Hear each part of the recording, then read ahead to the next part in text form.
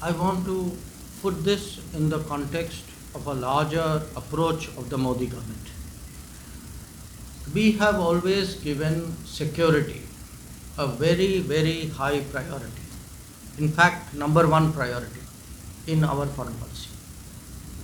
So, whenever we feel that country's security interests are in some way affected, we will do whatever we feel is necessary, whatever we feel is possible to ensure our security interests.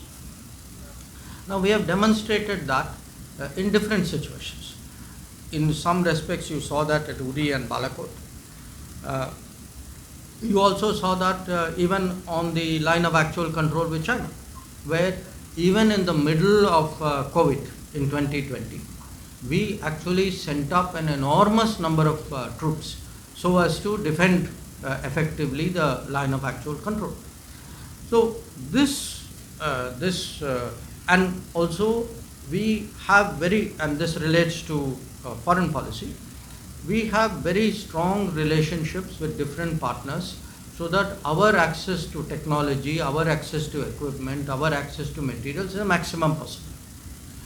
Now, when it comes to maritime challenge that you are referring to, we do recognize there is much more maritime activity in the oceans, in the seas which are south of us.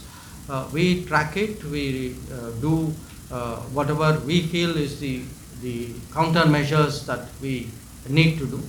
A lot of it naturally is done by us nationally, but we also work with partners and friends to ensure that global commons is secure, that there is the safety and security of maritime commerce is ensured.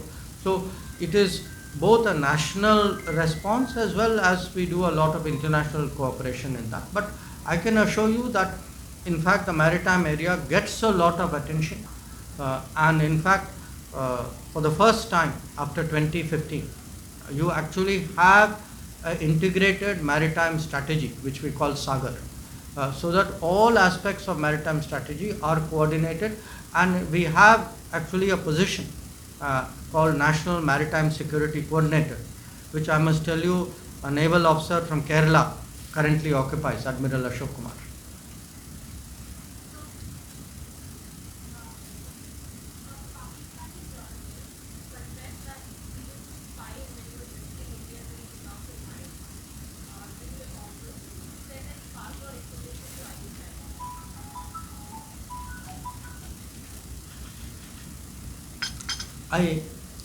I saw some glancing reference to that. I must confess I did not follow it in detail.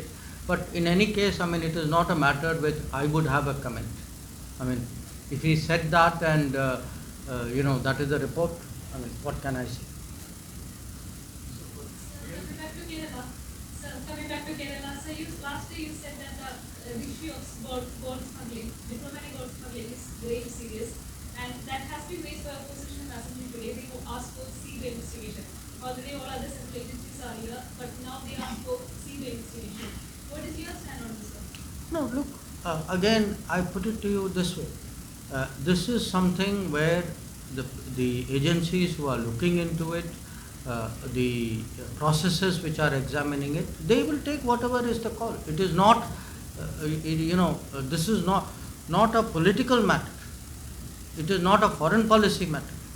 It is a matter of whether people have observed laws and rules and regulations and have done the right thing or not. It's a law and order matter.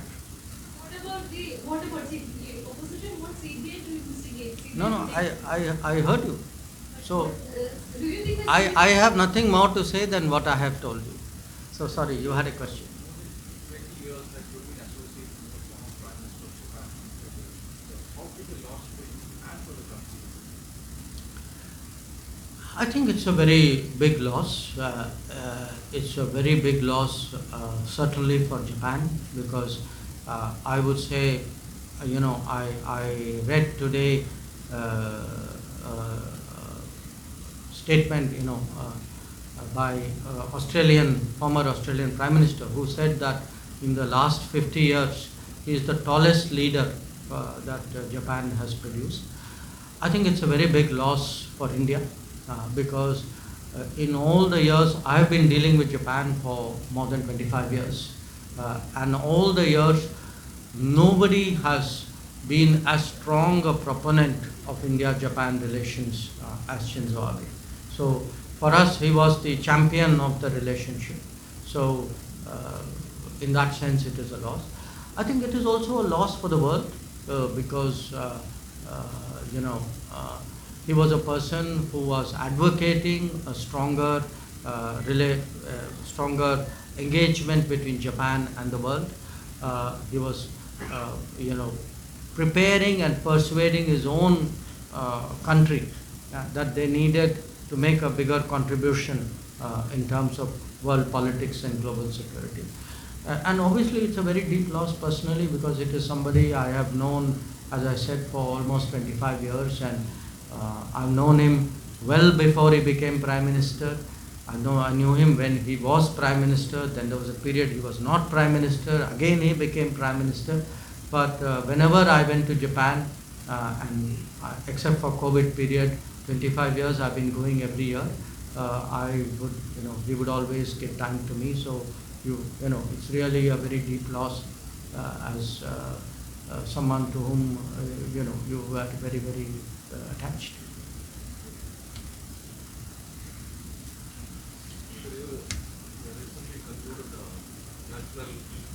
We have the blessings of the people. One second.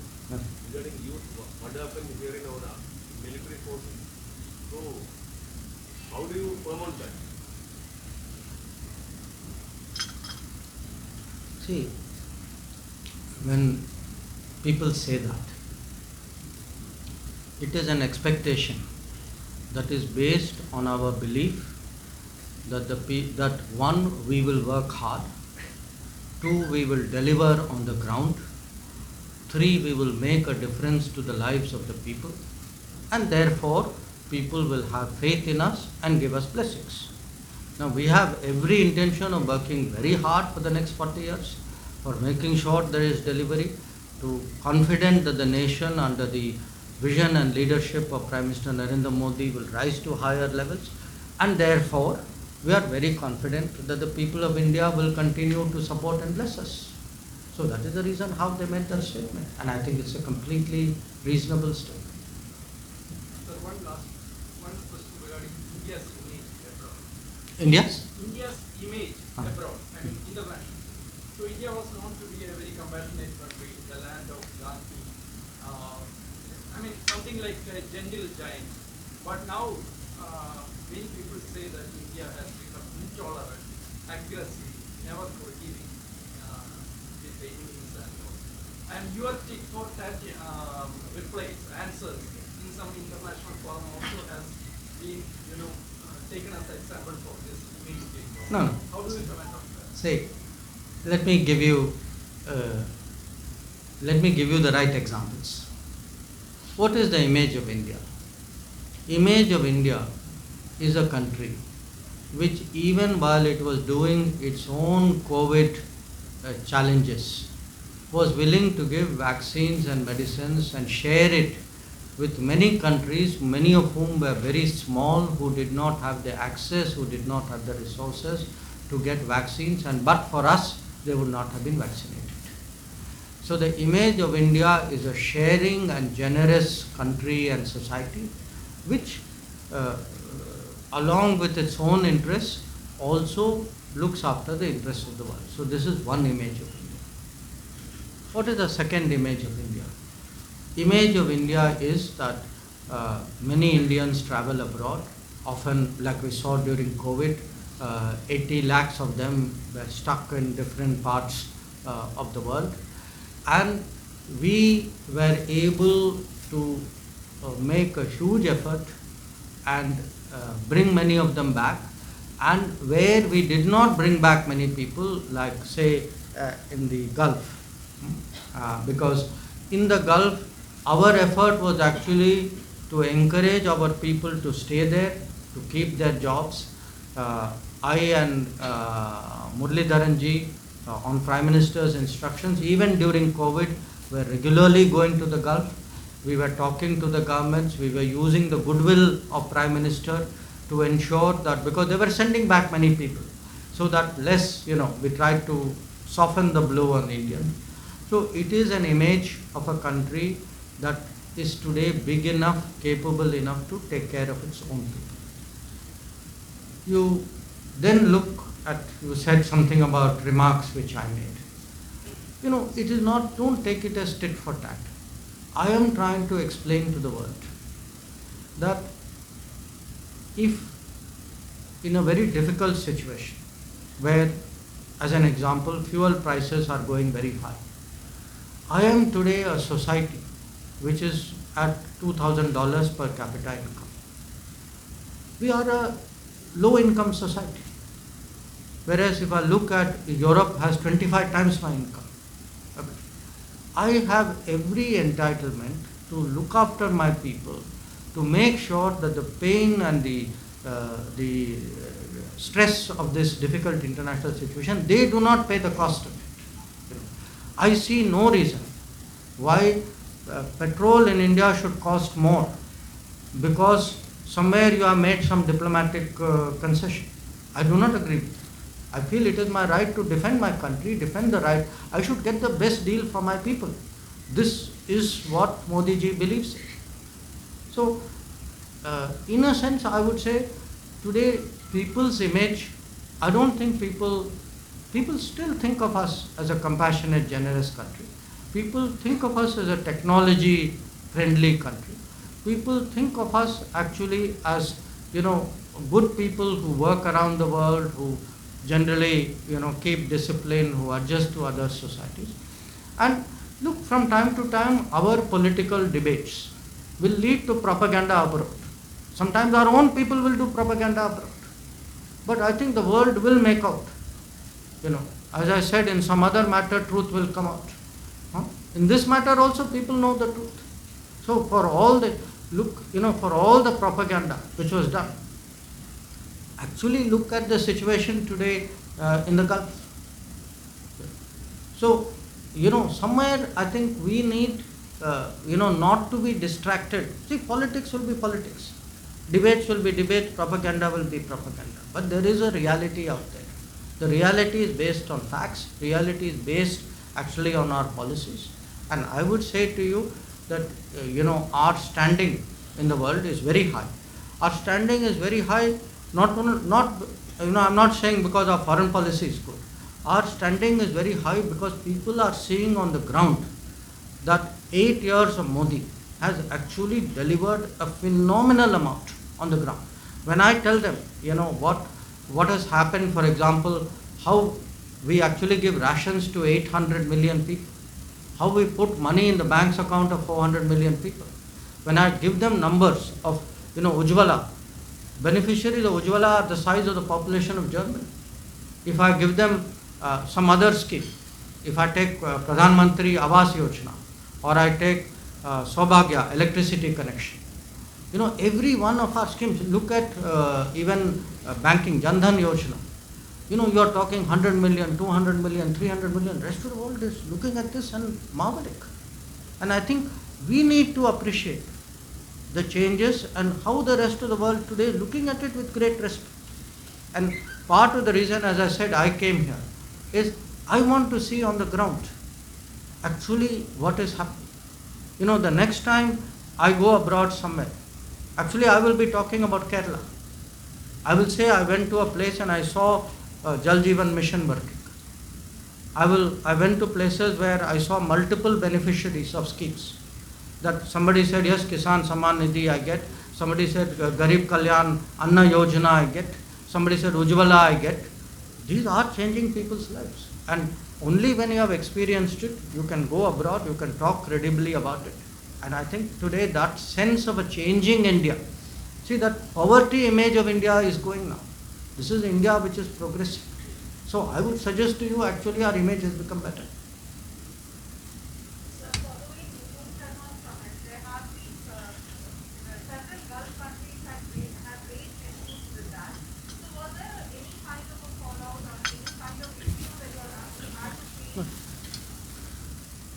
Look, I think based on, you know, uh, a lot of, uh, uh, based on the pickup of our own debates, there was a little bit of share with him what is happening in different parts of the world. So that he also has a multiple sources of understanding.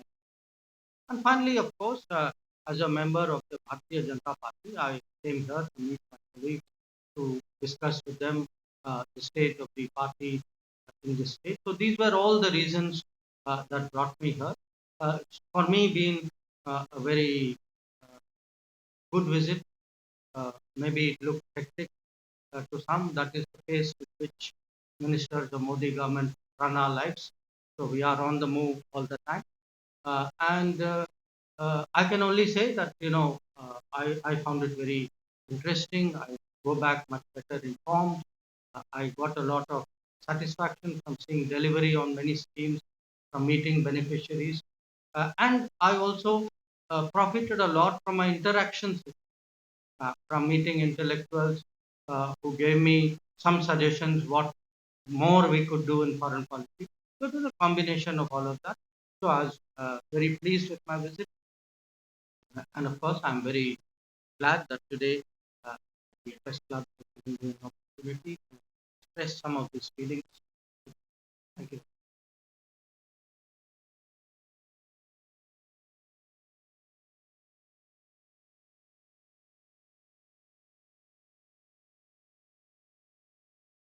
Sorry, I couldn't.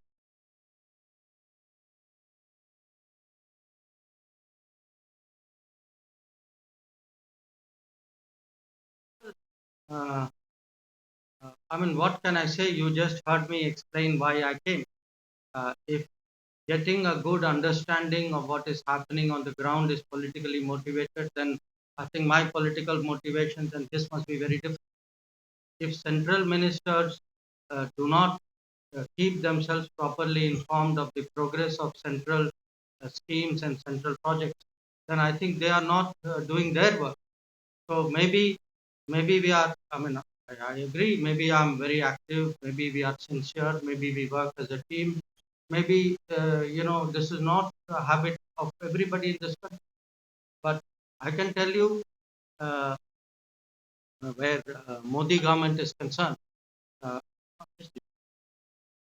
I mean, we work as ministers as a team, and as a team means I'm giving you my own experience of recent years. It could be COVID challenge. It could be vaccination. Other people want to call it politics. That is their.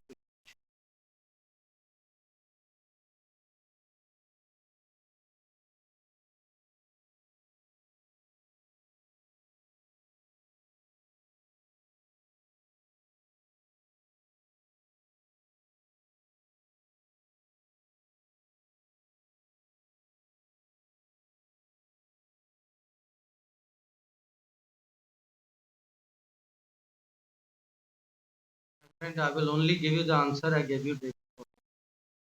At that time, you remember, I said that matter is being looked into by the court, by the investigative agencies. It is a sensitive matter.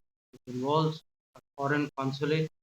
Uh, so, as a foreign minister, I am very, very careful, very responsible about what I say.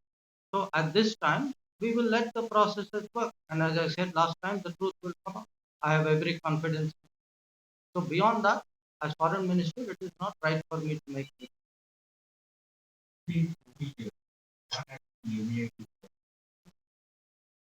Sorry. No, look, you have just heard me. On this matter, this is being looked at by the judiciary, it is being looked at by the investigative agency. We all know the fact. So, you know, we will act when it is time for us to act. But at this time, when processes are still underway, it is not right for me to comment. You can ask me this question many ways and many different times. I will not say anything different from what I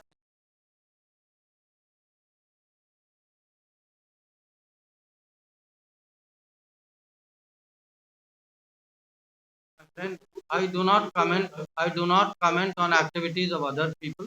I am here to talk about what I have done during this visit. I would be uh, very happy if you can also focus your attention. No, I sorry.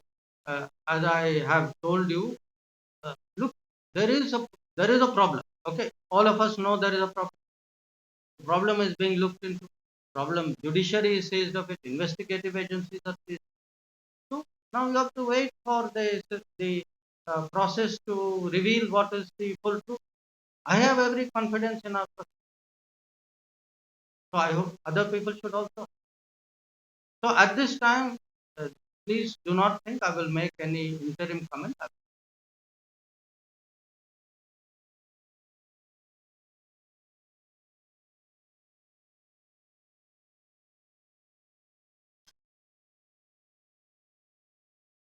Oh, thank you.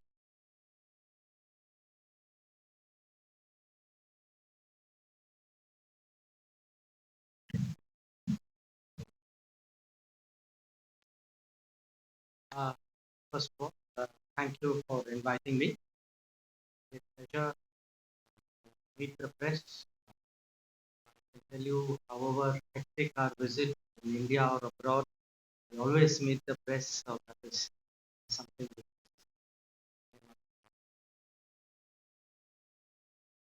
I have been here today, yesterday, day before, and there were basically five reasons why I came at this time to.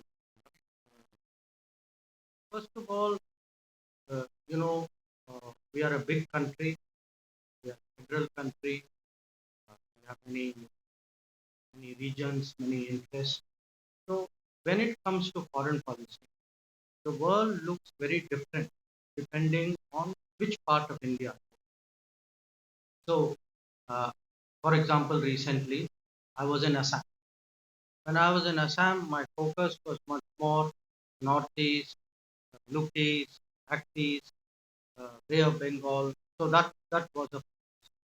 I was then in Andhra. So then it was much more Bay of Bengal. If I am obviously in Punjab, it is different.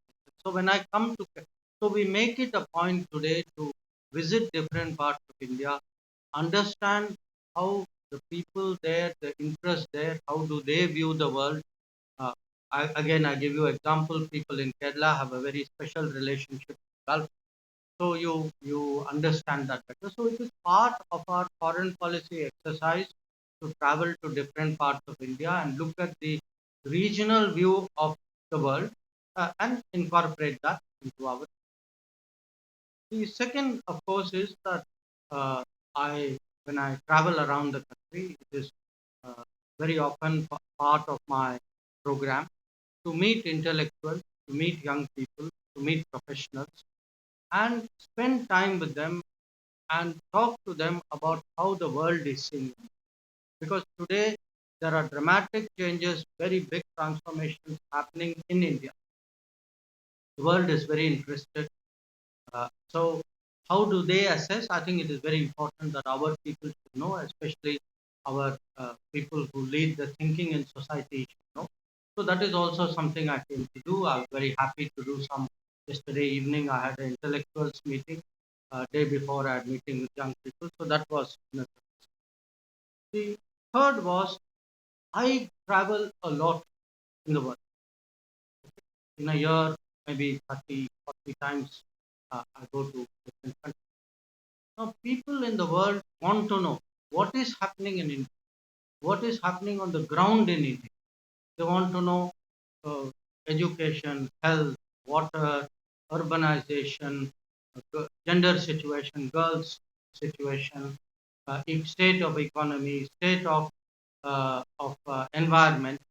So when it's very important for somebody who represents India, who goes abroad, who engages the world, to talk with a very strong sense of ground reality.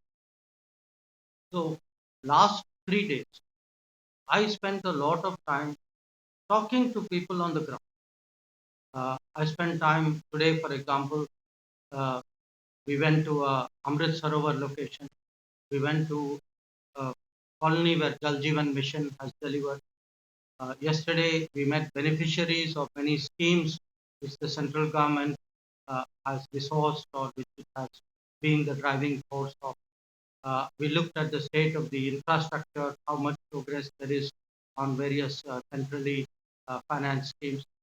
And these are necessary to do because people who speak for India to the world must be accurate, must have a good sense, must capture the development which is going on, also must know the challenges which are taking.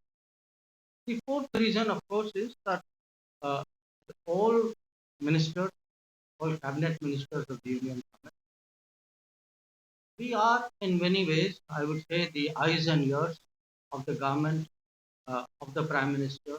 We have opportunity to give feedback from the ground. So we are able to, from every visit, actually